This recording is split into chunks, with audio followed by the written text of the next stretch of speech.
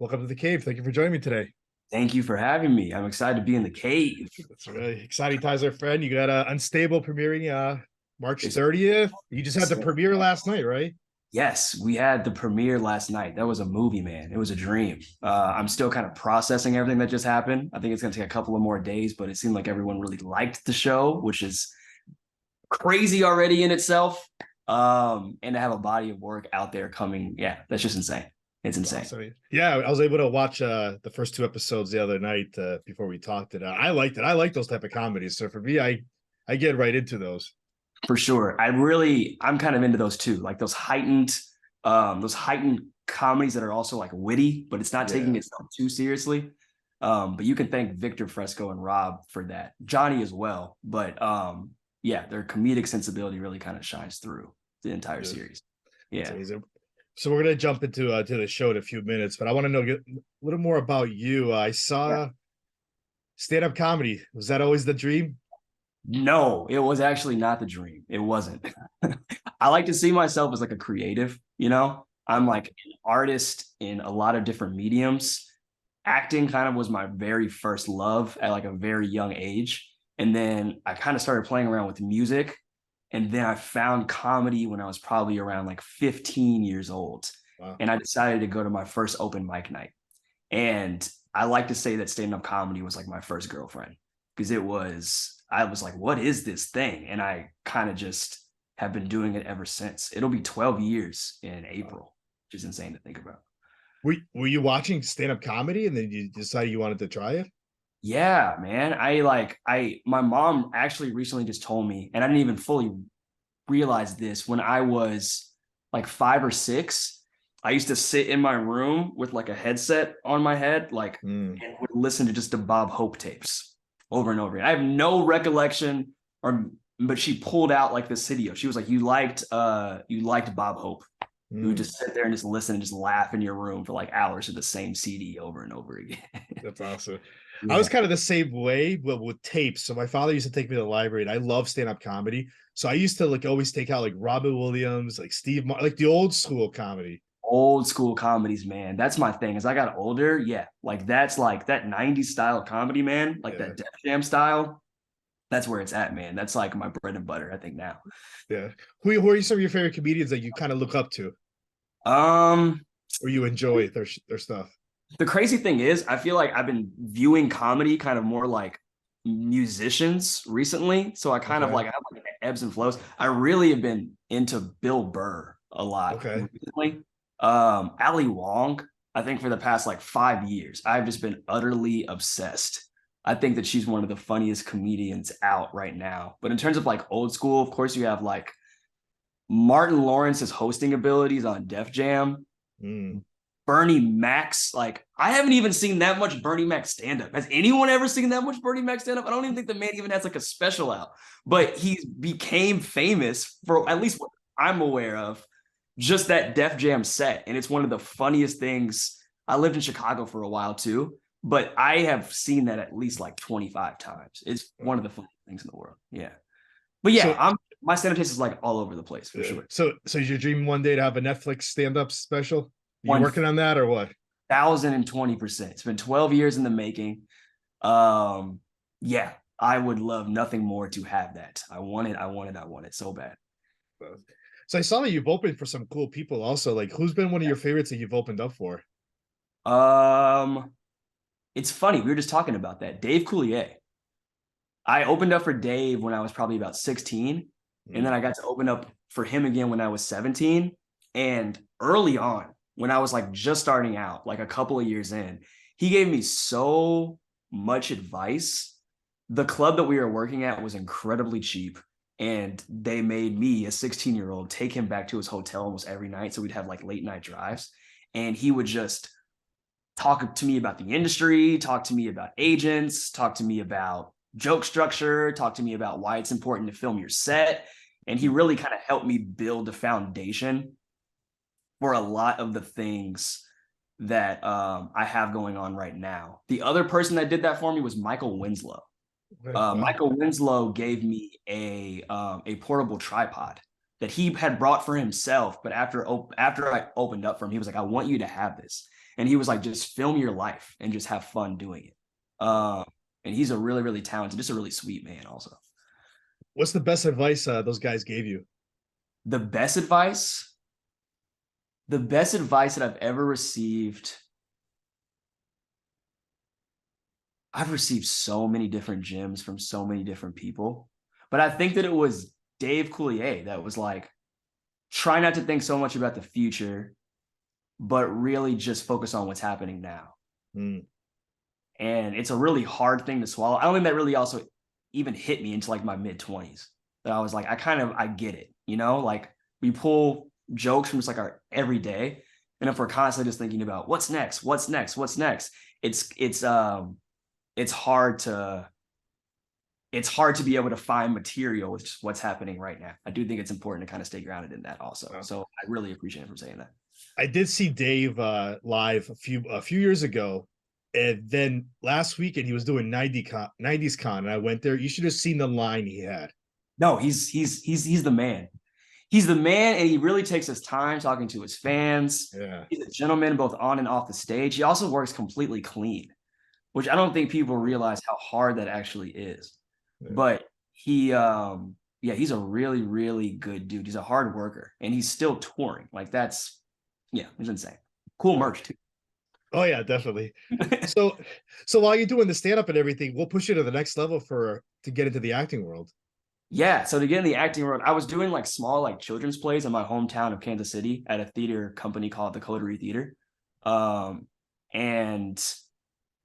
the artistic director there kind of pushed me and put me into a lot of their master classes on a scholarship. So I was able to kind of take my acting abilities kind of to the next level. And then I went to Chicago, man. And I was a part of one of the first one or two comedy major graduates of my alma mater, which is Columbia College Chicago. And that, like, I learned so much about sketch. I've always been a fan of SNL, but really, I feel like became a fan of Saturday Night Live from being in that institution, and like I understood the fundamentals of comedy. It helped me understand the fundamentals of comedic acting, and it put me within a network of some of the funniest people that are killing it in the industry even right now, even though we were just in Chicago a few years ago. Mm-hmm. It gave me a lot of building blocks, but I would say Chicago taught me how to grind. Chicago taught me how to perform. Chicago taught me how to tell a story. I really feel like I really, what's the phrase? Grinded my teeth. That doesn't sound right. Okay. That doesn't sound right at all. But you go what I'm saying. So while you were in Chicago, were you still doing the stand-up too? I was doing stand-up all throughout college. That's awesome. Ran shows at one point when I was in Chicago. I was running a show on the South Side. I was running a show on the South Side, downtown, and the North Side. And technically you could say the West Side too, but I was just performing like crazy. I was producing like crazy. We even had a short little stint at Steppenwolf, which is one of the top theater companies in the country. And me and my comedy collective at the time, the Martin Luther Kings of comedy, were able to put on a production at the Steppenwolf Theater that was all comedy. Like it was college, but it also felt like an introduction to the world of entertainment, but also an introduction to the world of comedy. It was pretty insane. Well, I know Chicago's huge for like theater and like sketch comedy. How is it for like the stand-up comedy though? Is it huge there too for that? One of the best cities for stand-up. Okay. It is one of the best cities for stand-up. Now, I really can't speak to post-COVID. Obviously, COVID was detrimental in so many ways, and a lot of comedy scenes really dwindled down. Like a lot of comics either moved to a bigger city, or a lot of them moved back home to save up on money because they couldn't afford living in a bigger city. So the comedy scene, it's possible it has changed a lot, but I really hope it comes back. But I hope it's thriving. I mean, it's a completely new scene now with completely different people, and a lot of them have no idea of all the things that we did just 4 years ago. But yeah, for stand-up at that time, it felt like a renaissance, man. Mm. It was insane. Where's the one place you want to perform someday that you haven't had a chance to? That's you want the ambitious answer? Sure, go both. I want to sell out Madison Square Garden, man. I would love that so much. I've been saying that since I was in high school. I want to sell out Madison Square Garden. I think that would be an accomplishment. And I don't know if you remember like the Kings of Comedy, like their special that was like shot in like Madison Square Garden. I think that it would be awesome. I actually, when I was via one of my friends, Brandon, when I was 18, I got to meet D.L. Hughley. I got to meet Cedric the Entertainer, George Lopez, Eddie Griffin, and Charlie Murphy. And I got to hang out in Charlie Murphy's dressing room while he ate chicken and talked to me about Jamaican prison. But being there with especially DL and Ced, and of course I mean all of them. I mean George Lopez, I grew up watching his show, but being there especially with DL and Ced, it made me realize like what that work ethic is like, what that lifestyle is like, how serious they take it. And it also showed me how possible it actually is. So to kind of like following in their footsteps, to be able to do something in Madison Square Garden like they did back in the day, I think that would be just incredible. That's awesome. Yeah, cool. And I was trying to remember when you said Madison Square Garden too. I was trying to remember who was the last person that sold the place out. Was it Chappelle or was it Dane Cook? The last two people that we won't talk about that. Yeah. I don't remember. It's been thou so that should not be named. It doesn't matter. It doesn't matter. So yeah, let's talk about your project now, Unstable on Netflix. Premiere you said was last night. Have you slept since then? Or are you still? Dude, I'm still definitely wired from then. I think I'm on like an adrenaline high right now, but I also feel like incredibly hungry, man. There's something about being in a room with like your childhood idols, but also being in a room with like people that you like. Chris Pratt was there, man. Wow. Like that was like, you're Chris Pratt, and like I'm like my entire like body froze. I probably should have said hi. But yeah, I am like, I just feel really inspired. I'm in like a place of like gratitude right now. I feel incredibly inspired. I also feel just incredibly I think I am tired, and I probably will go to sleep after this interview, but I'm just excited right now for the future, dude. It was incredible. That's awesome. How are you approaching now for the series? Tell us about your audition for this. So yeah, the audition process was crazy. So I originally got the audition like actually like right around this time. And I like, when I got the audition, what I normally do is I like read the entire script and then kind of judge based off of that. And after like 10 pages of this, I was like, I really want to be in this project. And when I didn't realize Ted and had no idea that Victor Fresco was the same one that did that, but it has one season on ABC. It was hilarious. Unfortunately, got canceled. I think that was a misstep, but it was a really, really great show. So I was just drawn to the writing. I was drawn to the comedic style, like the jokes that they were making. And I was like, I need to be on this. And so I turned out that audition in probably like less than like 12 hours, like memorized it. I sent it to my agents. And then because I was so early, I had an extra day and I went back and I looked at my audition. And I was like, I don't like this very much. And so I went back and I did it again. And then I sent that off. And then I got pinned for the role. When you're pinned for a role, that basically means you're one of the top contenders and you get a director session, right? So now I get to be in an audition where it's you know, best case scenario, it's the actual director for the project. And even better, it was the head writer. Victor was there too. So I did the audition. I was so nervous, and it was fairly quick. I think it was like maybe like not even like 10 minutes. It was like really, really quick. And maybe like 2 hours after audition, they told me I didn't get it. And so I just kept living my life. Like I like was still auditioning at the time. I was performing a lot at the Laugh Factory. I was really cutting my teeth in like stand up, especially in the Los Angeles scene now, because it's post-COVID. Places are all back up, and I was just doing that. And it's insane. I was in one of my best friends, Denny Love. He invited me to a party at Meta. So, and I'm still kind of getting used to the Facebook Meta transition. That's a whole thing. But we were at a party for Meta, and I remember looking around, and it was all of these Netflix actors. And a month prior, you know, I had just gone through this process. I thought that maybe I might get this show, and I was looking around. And we got back to the car, and I'll never forget, man. I looked at my friend, and I said, dude, I am ready to change my life. I was like, I'm meeting all these Netflix actors, and I was like, I really feel like you and I can do this. I was like, I'm ready to change my life.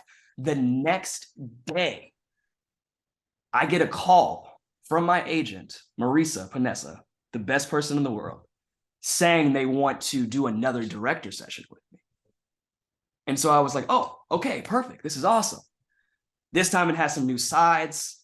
So I'm kind of taking some of the notes they gave me last time, and I'm incorporating those. It's been about a month now, so it's kind of fuzzy. I read the script again. Go into the audition this time, and it's much longer. This time it's more like 15 to 20 minutes. And I'm really diving in, taking their notes seriously. And then within maybe, I want to say probably not even 30 minutes after doing the audition, they told me I'm one of the top contenders now for the role again. Called me 30 minutes after that, and I booked the role. Wow. That's amazing, though. It's incredible. After a month before telling you that you're not getting it. Insane. Yeah. What do you think changed your mind? Any idea? I have no idea. If I'm being honest, I don't know. I think I'm hilarious. And so I mean, and as an actor, you kind of have to have that confidence, you know? Yeah. And it took me a while to have that confidence. So with any role, I'm like, I really like, especially with the role I'm setting my like mind. I'm like, I know I can do a good job with this, but sometimes when you're just trying to get into the industry, it's hard to get that first big opportunity. So I think it can sometimes be harder for people to take a chance on you, especially if you don't have necessarily a large known proven track record, you know? And I sometimes think it's just, you know, it's just that, but it's nothing on them, you know? It's just making sure that the product is the best that it can possibly be. But I think they made the best decision they could. So we see you on the show as Malcolm. What do you love about this character? I love the character because I was able to take so many of my experiences, my first 3 years of living in Los Angeles, and I was able to put that directly into the character. I was able to relate to Malcolm almost immediately. I was like, oh, I have been this person before in my life. I know how this character thinks. You know, I've been an assistant before. I've been a project manager before, all in the span of 3 years of being in Los Angeles. So it kind of just felt like that those 3 years were like homework. And I was like, I know exactly how to execute this. Plus, as I already talked about, humor is my bread and butter. And so it kind of felt like all the stars aligned for this character, and it made it to where I could probably make this as authentic as possible. And I think I do a pretty good job. We see Rob Lowe is one of the main casts on there. How was it meeting him, and how was it working with him? Dude, it was a dream. I mean, everybody says this, and I'm gonna say it again. I love Rob Lowe, and it's funny how I hear that phrase so much. Whenever you say Rob Lowe, I want you to. This is just a quick thing, right? When you go to a bar anywhere, if you just say Rob Lowe, at least one person will say, "Oh, I love Rob Lowe." It's like the first instant reaction that you have. I find that to be hilarious. It was amazing. He's a great guy. He's down to earth. He gave us a lot of great advice on set. And he really guided us young actors. He gave me like a lot of really good advice, like how to eat, and like being an actor. It's like one of the hardest things that you can do.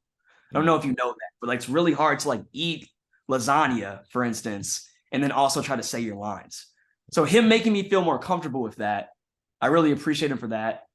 But also, it was kind of nerve-wracking, like growing up, seeing him in like Austin Powers and like seeing him in Parks and Recreations. And I'm like, this is like he has now made a name for himself in the industry as like a comedy juggernaut. Yeah. So I was like, I don't really want to mess up. But he did a really good job of just making us feel comfortable and making us feel safe within that environment where we could just play. We also see you interact a lot with Owen Lowe also. How do you describe that chemistry between you two? I think it's great, man. Me and him are around the same age. Yeah. Plus, like when it comes to our mindsets on the industry, I think they're very similar also. He's into writing. I'm into writing. He's into acting, obviously. I am into acting, obviously. So we have a lot in common. So the rapport was very easy. I think that we both had our eyes on the prize of trying to do the best job that we possibly could. And they did a fantastic job with this series. How many episodes are we expecting this season? So it's going to be 8 episodes. 8 episodes. So when the viewers tune in to watch this, like, what do you hope they get out of this? Man, I hope that viewers get I hope that they're able to feel the relatability of the project. Because I think it touches on so many different topics that I think will resonate with viewers. It touches on like family dynamics. It touches on like father and son relationships. It touches on workplace gossip. I don't know about you, but I love me some juicy gossip. I call it Jay Gossy. Yeah. I really think that people will watch it and be able to see some part of themselves within the project. It's very relatable. So you mentioned 8 episodes. There's a specific episode you can't wait for viewers to watch, to talk about out of the 8? I honestly love the entire series, but I would probably say episode 8. And that's all I can say. Which is the last episode. So you have to watch the entire thing. Right. You have to watch the entire thing. Yes, but I'm excited for everyone to see it, though. So the show premieres March 30th on Netflix. Now, what's next for you now? Any other projects that you're allowed to tell us about that you got coming up? Man, I mean, right now, I kind of have my head to the ground on stand-up. I'm performing a lot. As of now, I've been getting more spots at the Improv in Hollywood. And I actually recently just did a stint opening up for my buddy Josh Johnson back in my hometown of Kansas City at the Kansas City Improv there. So I'm trying to build my way up to that Netflix stand-up special, man. I'm trying to earn my stripes and kind of get used to doing more time when you're at the level that I'm with the opportunities I'm getting now, not necessarily with the opportunities I'm getting now, I'm being asked to do more time. So I'm kind of just getting used to the idea of doing 25 to 30 minutes versus the LA thing where you only get to do 10 minutes. Right. So I kind of have like my mind focused on that right now, you know? Yeah. Aaron, now how can the listeners and viewers find you on social media or website to keep up with you? Yeah, most definitely. So people can find me. I'm on Instagram. I'm on Twitter. I'm on TikTok. On TikTok, I'm Branch Boy Comedy, but literally on Facebook, Twitter, and Instagram, you can find me at Aaron Branch World. That's awesome. Aaron, I want to thank you for giving me a few minutes today. This was great. And let's get you back on the show. That would be awesome, man. Thank you for having me. I really appreciate it. Wait, quick thing also, super fast. Is it Elias or Elias? Elias. It's my middle name. How do you pronounce yours? Elias? What did you say? So how do you pronounce yours? Elias. Yeah. Yeah, it's awesome. Elias. Yeah, man. So pleasure to meet you, Elias. You too. Thank you. And